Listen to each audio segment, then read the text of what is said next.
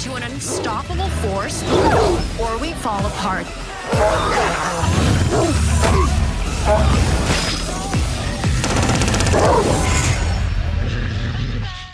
Okay. Hello, hello. Hi. Hi, Grace. How you doing? Good. How are you? I'm great. And I'm really excited to talk to you about A Breed Apart because I'm going to tell you, you were awesome in Fall. That was like one of my favorite recent movies. You were awesome in that movie. And I'm really excited to talk to you about A Breed Apart. Well, thank you. I'm very proud of Fall. Fall is one of my favorite things I've gotten to work on. It's so fun to hear that people have enjoyed it as much as they have. So A Breed Apart was amazing. I know it was a meta horror comedy sequel, but I like the fact that you were the most level-headed one of the entire group. I just loved like you were the one who nailed everything in that movie. You were fantastic in it, hands down. Well, thank you. Violet's a really sharp shooter. She is, no pun intended, because she does get that bow and arrow in the movie. Although it doesn't always make her shots, but it was her first time using a bow and arrow.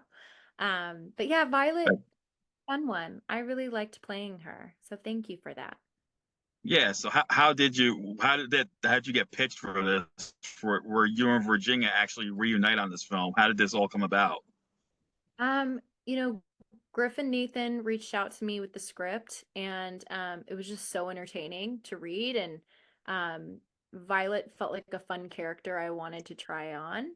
And then they brought up Virginia and asked, did you enjoy working with her? We think it would be fun if she, had a role in here that she wanted to play. It'd be fun to bring her on. And of course, I said, yes, please.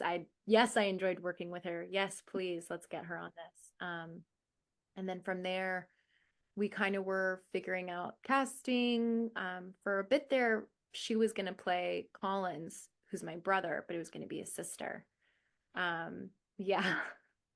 That would have Because we been were just trying to, that would have been different, yeah. huh? Yeah. We were just trying to figure out, honestly, how much screen time Ginny could get. That was kind of my goal, was to get as much screen time with her as possible, because I just love working with her. And then as we were kind of reading through the script, and I realized, oh, Talia's really who Violet's sitting with at the end of the movie on the boat. If that's not Ginny, who is that? That's got to be Ginny. Like, it's got to, the person who's next to me, who I make it to the end with, Yeah. it's got to be Ginny. And she really liked that character. So it ended up kind of shifting around, and it ended up landing in a fun place that I think really works, because Zach is hilarious as Collins. Oh yeah, He's especially after the attack, he just looks like this when he goes in the zombified mode. I was laughing as I see him going. I was literally like cracking up. I'm like, oh my god, this guy's so messed up right now.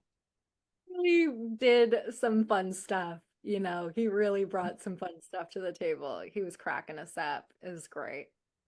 And even Paige Kennedy was hysterical in this movie. He was hilarious as Big Farming Jay, and I remember him from his Vine days, and even when he was on the Rush Hour TV series. Like I was like, I cannot wait to see him in something else, and I got to see him in this, and I gotta say the one of the highlights for me was the reference to Fall when they're climbing the cell tower and everything, and it makes me wonder. Wow. I wonder if Griff and Nathan purposely put that in just to get you and Ginny like involved again, because that was I'm one of the most hysterical scenes ever. so yeah, I'm trying to remember how it all started, but I know Ginny and I were like, that would be so funny if there was a reference to Fall somehow. What line can we do? There's a cell phone tower. We're watching them climb it. What could we say?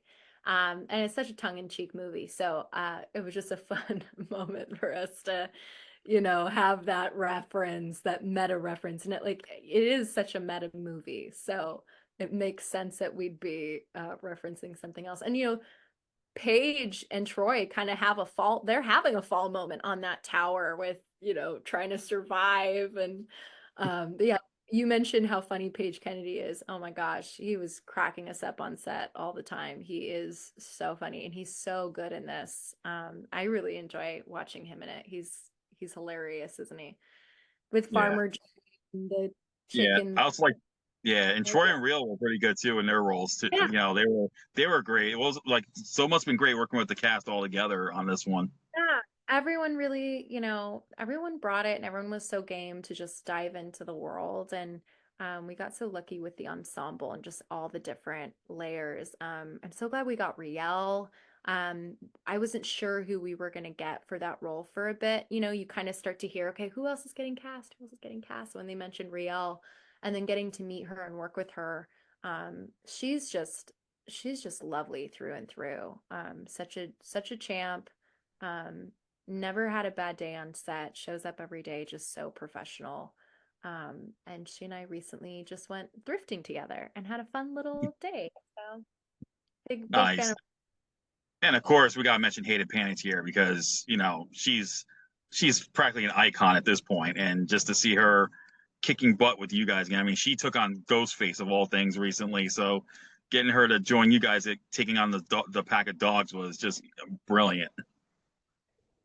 Yeah, and it's such a wild time. She has such a fun sequence just going ham. Um, I didn't get to see the sequence until the day of, and it was so fun to see what she was doing. Those dogs really don't stand a chance when they're up against her. She's a force. She's a force coming through there in the movie. I gotta say, one thing I like about your work is that you like to bring physicality to your roles.